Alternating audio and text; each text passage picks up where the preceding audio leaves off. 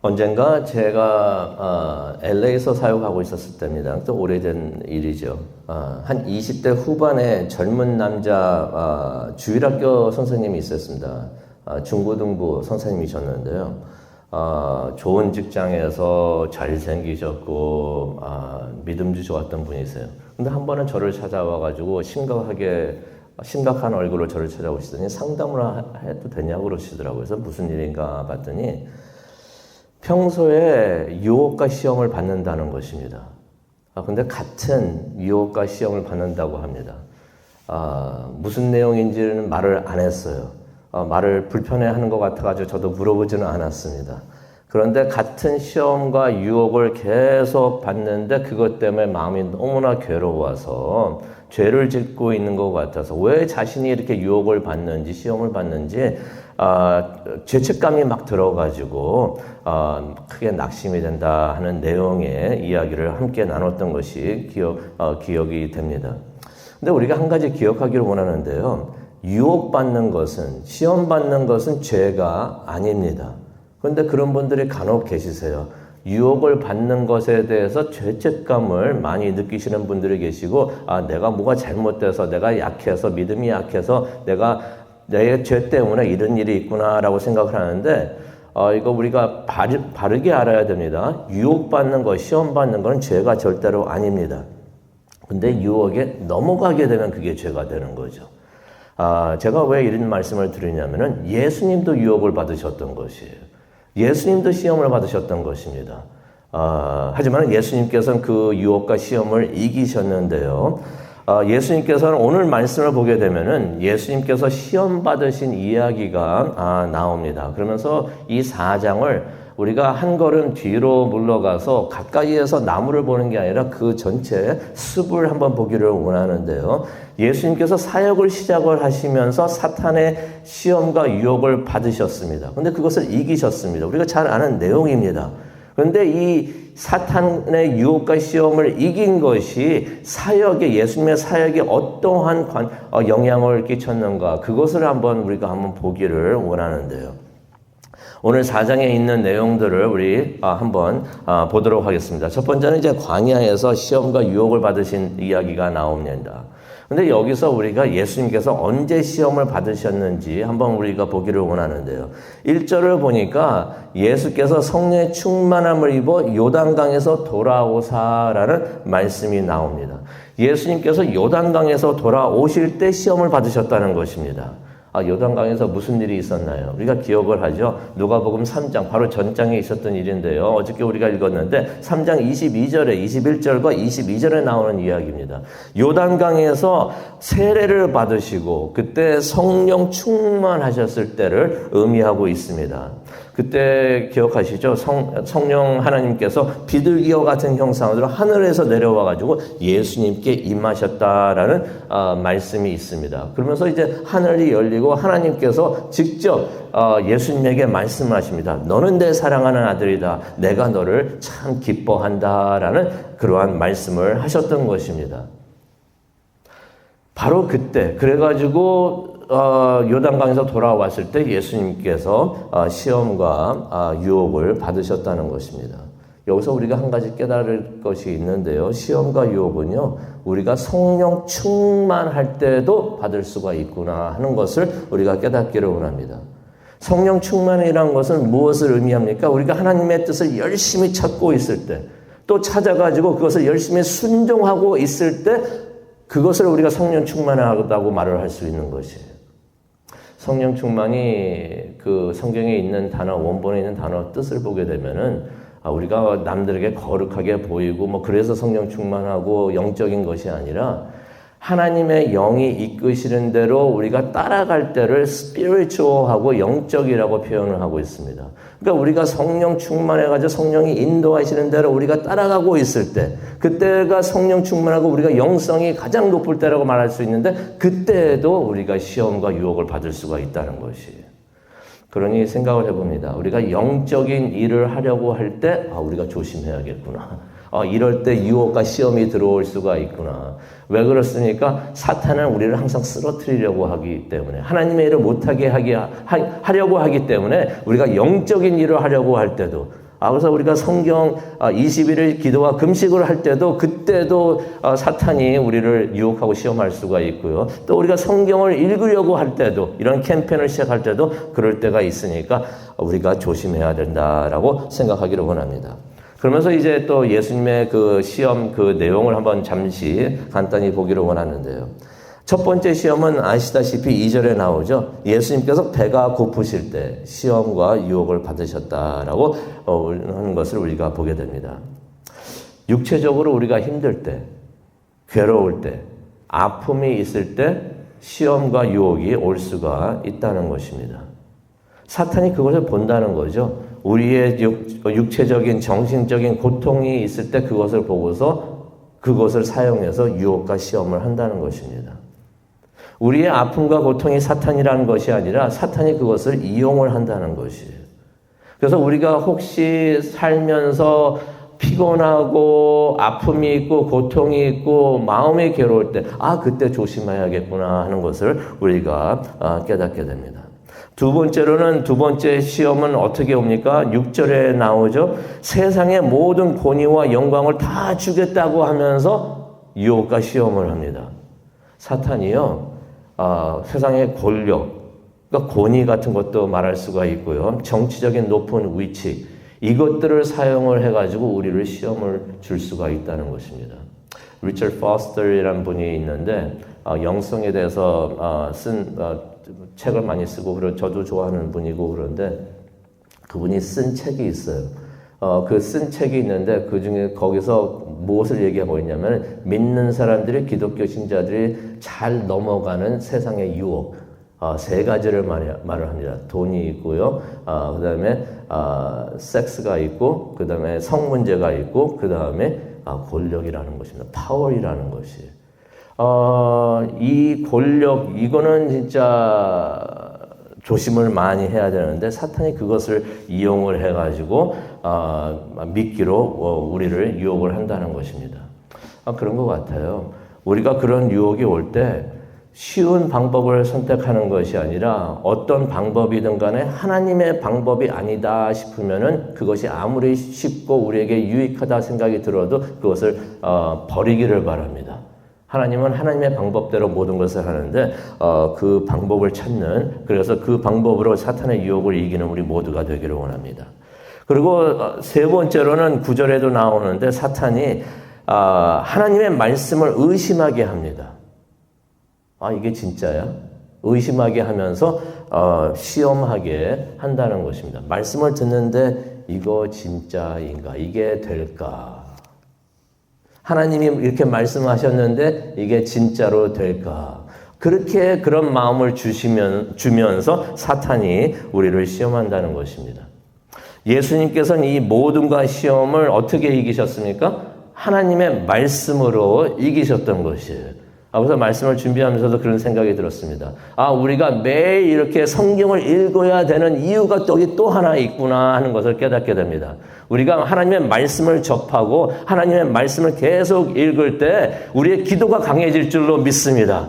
하나님이 이렇게 말씀하셨으니 이렇게 될 줄로 믿습니다 하면서 우리가 말씀을 붙들고 말씀으로 사탄의 시험과 유혹을 이기고 영적으로 승리하는 우리 모두가 되기를 원합니다. 성경 읽기 캠페인 열심으로 마음을 두시고 성경을 읽으시기를 바랍니다. 우리가 영적으로 강해지는 일이 될 줄로 믿습니다. 14절을 보겠는데요. 성령님이 우리와 함께 하시면서 하시는 일에 대해서 설명을 하고 있습니다. 예수께서 성령의 능력으로 갈릴리에 돌아가셨다라는 말씀이 있는데 예수님께서 광야로 가실 때도 성령님이 함께 하셨어요. 성령님께서 인도하셔가지고 광야로 가셨다는 말씀이 나옵니다. 근데 시험을 마치신 후에도 갈릴리로 오시는데 그때도 성령님이 함께 하시고 성령님께서 인도를 하십니다. 이게 어떤 의미가 있습니까? 성령님이 우리를 인도하실 때 우리를 또 지켜 보호해 주실 줄로 믿습니다. 예수님께서 40일 동안 시험을 받고 계실 때 혼자 계셨던 게 아니에요. 성령님께서 함께 하시고 지켜보호해 주시고 천사들도 예수님의 시중을 들었던 것을 우리가 말씀을 통해서 보게 되는데 성령님이 우리와 함께 하시면 우리를 인도하여 주시고 지켜보호해 주시는 줄로 믿습니다. 그래서 우리가 항상 성령 충만하기를 원합니다. 그러면서 또 18절에 보니까 성령님께서 하시는 일이 있습니다. 예수님께서 말씀을 하시는데요. 성령이 내게 임하셔서 가난한 자에게 복음을 선포하게 하고 포로된 자들에게 자유를 주게 하고 눈먼 자들에게 다시 보게 하고 억눌린 자를 자유롭게 하게 하신다라는 말씀이 있습니다. 성령님이 우리에게 임하시면은 성령님께서 우리가 하나님의 일을 할 수 있도록 하게 하신다는 것입니다. 왜 그렇습니까? 우리가 사도행전 10장 38절에도 나오지만은 하나님께서는 하나님의 사람들에게 성령과 능력을 기름 붓듯이 부어 주신다고 하십니다. 믿으십니까? 거기 하나님의 말씀이에요. 하나님이 이렇게 말씀하셨기 때문에 이루어질 줄로 믿습니다 하면서 우리가 성령 충만함을 위해서 기도하기를 원합니다. 능력도 주시옵소서. 성령 충만함을 주시옵소서. 그래서 내가 하나님의 일을 할 수 있게 하여 주시옵소서. 우리가 성령 충만하게 되면 하나님의 일을 할 수가 있는데, 사역을 잘할 수가 있는데 성령님이 그렇게 우리를 인도하신다는 것입니다. 이게 바로 우리가 성령 충만해야 되는 이유가 되는 줄로 믿습니다. 성령 충만하게 되는 것이 자기 만족을 위한 것이 아니에요. 또 남에게 자랑하기 위함도 아닙니다. 내가 이렇게 성령 충만합니다. 은사가 많습니다. 이거 자랑하려고 하는 게 아니라 성령 충만하는 이유는 하나님의 나라를 위해서, 복음 전파를 위해서, 사역을 위해서 하나님께서 우리에게 성령 충만함을 주신다는 것을 깨닫고 영혼 구원에 열심하고 하나님의 일을 하는데 열심하는 우리 모두가 되기를 간절히 축원합니다. 그러면서 이제 마지막 부분을 우리가 한번 4장의 마지막 부분을 한번 보기를 원하는데요. 예수님께서 성령 충만하신 다음에 성령이 충만해가지고 성령이 하게 하시는 일들이 있는데 실제로 예수님께서 하나님의 사역을 하십니다. 18절에 예수님께서 하시는 말씀, 이걸 좀 더 풀이하면 이런 내용이 됩니다. 성령이 내게 임하셔서 내가 하나님의 사역을 할 수 있도록 내가 파송받았다라는 그런 말씀을 하셨는데, 실제로 예수님께서 성령 충만해가지고 파송받으셔가지고 행하신 하나님의 사역들에 대한 예를 우리가 한번 보기를 원합니다. 31절과 44절을 보게 되면은 예수님께서 가버나움으로 오셔가지고 말씀을 전하십니다. 그런데 32절에 있는 말씀이 눈에 들어옵니다. 32절의 말씀 중에서 특별히 권위라는 단어를 밑줄을 그시든가 동그라미 치시기를 바랍니다. 예수님께서 성령 충만한 다음에 사탄의 시험과 유혹을 이기시고 성령 충만해가지고 가버나움에 오셔가지고 사역을 하시는데 뭐가 있었다고 성경은 말하고 하고 있습니까? 32절 보니까 그 예수님께서 말씀을 전파하는데 그 말씀 전파에 영적 권위가 있었다. 권위라고 말하는 것은 영적 권위를 말하는 것입니다. 하나님의 권위를 말하는 것입니다. 그랬더니 그 권위가 있는 사람들도 다 봤던 것이에요. 우리에게도 이런 영적 권위가 있기를 바랍니다. 제가 자주 기도 부탁을 할 때 부탁드리는 게 있어요. 영적 권위를 위해서, 저를 위해서 기도해 주십시오.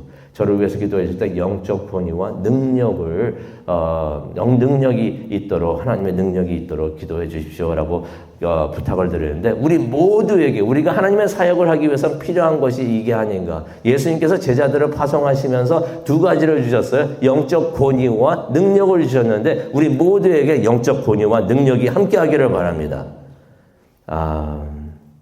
그래서 우리가 복음을 들고 나가서 이 세상을 이길 수 있는 우리 모두가 되기를 원합니다.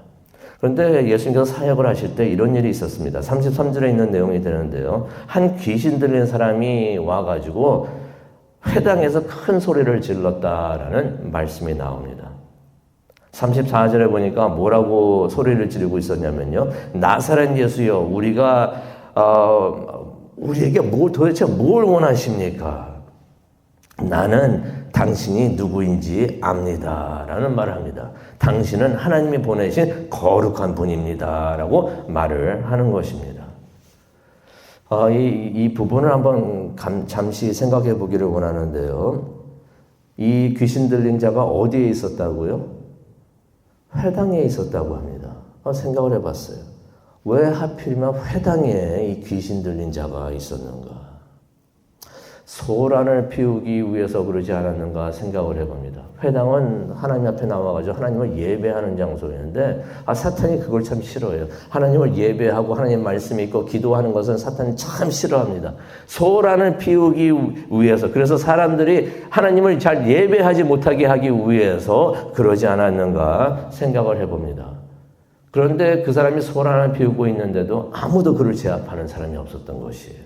왜 그랬을까요? 그 누구도 귀신 들린 사람을 쫓아낼 영적 권위가 없어서 그러지 않았는가 생각을 해봅니다. 근데 이 귀신이 소리를 질러가지고 34절에도 나오죠. 예수 그리스도를 거룩한 분이라고 말을 하고 있습니다. 내가 이 귀신이 그냥 왔다 갔다 해요. 한 번은 물이라고 말을 하고 한 번은 나라고도 말을 하고 계속 왔다 갔다 하면서 말을 하고 있는데, 당신이 하나님이 보내신 거룩한 분인 것을 우리가 압니다. 내가 압니다. 라고 말을 하는 것입니다. 귀신도 예수님이 누구인지 알아봤던 것입니다. 그런데 여기를 보면서 이게 좋은 말이 아니에요. 왜냐하면 예수님께서 이 말을 들으신 다음에 무척이나 기분 나빠하시면서 꾸짖으십니다. 꾸짖으면서 귀신을 내쫓으시는데요. 여기서 우리가 분명히 알아야 되는 것이 있습니다. 지식은 믿음이 아닙니다. 믿으십니까? 사탄도 예수님이 누군지 알았습니다. 지식이 있었다는 것이에요. 성경을 잘 알 수도 있지만은 성경을 많이 안다고 해서 그게 믿음이 되지 않는다는 것입니다. 믿음은 사탄이 예수님이 누군지를 알았지만은 예수님을 믿지는 않았던 것이에요. 그래서 우리가 성경 지식을 많이 얻게 되고 우리가 캠페인을 하면서도 성경을 많이 읽게 되는데 지식이 많다고 해서 좋은 것이 아닙니다. 우리가 읽고 듣는 것을 믿기를 원합니다. 이것이 사실이고 이걸 우리가 믿을 때 그때 이 말씀이 우리에게 힘이 되는 줄로 믿습니다. 지식만 많이 쌓이게 되면 머리만 커져요. 성경에서도 말하고 있잖아요. 머리만 커지면 문제가 많아집니다. 지식은 믿음이 아니구나 하는 걸 깨닫고 들은 것을 믿을 수 있는 우리 모두가 되기를 원합니다. 그때 35절을 보니까 예수님께서 그 사람에게 귀신 보고 말을 하죠. 그 사람에게 나오라 하시면서 그 사람을 사탄을 꾸짖는 것을 우리가 보게 됩니다. 그랬더니 이 귀신이 소란을 또 계속 피웁니다. 이게 사탄은 항상 그래요. 귀신은 소란을 항상 피웁니다. 하나님의 영은 질서가 있습니다. 그래서 은사를 하든 사역을 하든 항상 질서가 있는데 귀신은 질서가 없어요. 소란을 피우면서 그 사람에게서 나옵니다. 그런데 41절에도 보면은 예수님께서 다른 곳에서도 많은 귀신들을 쫓아내시는 것을 우리가 보게 됩니다. 이제 하나님의 말씀을 마치려고 하는데요. 예수님께서 사역을 하시면서 사탄을 이길 수 있었던 것은 그에게 영적 권위와 능력이 있었기 때문이다라고서 36절에 또 이야기를 하고 있습니다. 이전에도 32절에도 그런 말씀을 했는데 36절에도 보니까 다시 한번 예수님의 영적 권위와 능력을 이야기를 하고 있습니다. 여기서 말씀을 읽으면서 그런 생각이 들었습니다. 예수님께서 사역을 하면서 영적 권위와 능력으로 사탄을 이기고 세상을 이기고 사역을 하실 수 있었던 이유가 어디에 있었을까? 그런 생각이 들었습니다. 많은 이유가 있을 수 있지만은 누가복음 4장을 보다 보니까 예수님께서 혼자 있으셨을 때 사역을 하시면서 많은 사람들 앞에서 영적 권위를 가지고 능력을 가지고 하나님의 일을 하실 수 있었던 이유가 예수님께서 혼자 계셨을 때, 언제였습니까? 광야에 나가서 혼자 계셨을 때, 아무도 보지 못하고 있을 때, 그때 사탄의 유혹과 시험을 이기셨기 때문에 그에게 영적 권위와 능력이 함께 하였구나 하는 것을 깨닫게 됩니다. 우리가 혼자 있을 때 아무도 보지 않으니까 이거 내가 마음대로 해도 돼라고 생각을 하게 되면은 사탄의 유혹과 시험에 쓰러진다는 것입니다. 그러면 우리가 가져야 되는 하나님의 일을 해야 할 때 사용할 수 있는 영적 권위와 능력이 우리에게 임하지 않을 수가 있구나 하는 것을 우리가 깨닫기를 원합니다. 우리가 하나님의 일을 열심히 하고 능력 있게 하고 하나님이 주시는 권위와 그 영적 권위를 가지고 일을 해야 되는데 그것을 갖기 위해서는 우리가 private moment, 우리가 개인적으로 있으면서 아무도 보지 않는다고 생각하는 바로 그 순간에 유혹과 시험이 올 수 있는데 그때 우리가 승리하기를 원합니다. 그렇게 승리할 때 우리가 교회에 나와서 하나님을 섬기고 나가서 하나님의 말씀을 선포하고 하나님의 일을 하고 하나님의 나라를 세울 때 그때 우리에게 영적 권위와 능력이 함께하는 줄로 믿습니다. 우리가 그런 삶을 살아가고 승리하는 우리 모두가 되기를 원합니다. 말씀을 읽으면서 그런 생각이 들었어요. 예수님에게는 우리가 흔히 말하듯이 영적 내공이 있으셨는데 이 영적 내공 우리도 있으면 좋겠는데 어떻게 하면 이 영적 내공을 쌓을까? 혼자 있을 때 아무도 보지 않을 때 우리가 어떤 삶을 살고 있는가 그것을 보면서 우리가 영적인 삶을 살 때 우리가 영적 내공을 쌓을 수가 있구나 하는 것을 깨닫게 됩니다. 우리 모두가 그런 영적 내공을 쌓는 귀한 하나님의 일꾼들 되시고 승리하는 하나님의 사람들 되시기를 간절히 축원합니다. 기도하시겠습니다. 사랑과 은혜와 충만하신 하나님 아버지 감사합니다. 누가복음 4장을 보면서 또 하나님의 진리를 깨닫게 해주시니 정말로 감사합니다. 우리가 하나님께서 우리에게 주신 그 사명과 소명, 예수님의 증인이 되고 나가서 또 우리가 강하고 건강한 교회를 세우기를 우리가 원합니다. 그런데 그렇게 하기 위해서는 우리가 혼자 있을 때 어떠한 삶을 살고 있는지 어떠한 모습으로 살고 있는지 그것이 중요한 것을 깨닫게 해주시니 정말로 감사합니다. 우리에게 영적 권위와 능력이 함께 하기를 원합니다. 우리가 언제나 어디서나 하나님의 사람으로 충실하게 살면서 영적 권위와 능력을 갖는 우리 모두가 되게 하여 주시옵소서. 그것을 위해서 기도하기를 원합니다. 이 시간 함께 하여 주시고 인도하여 주시옵소서. 예수님의 이름으로 기도합니다. 아멘.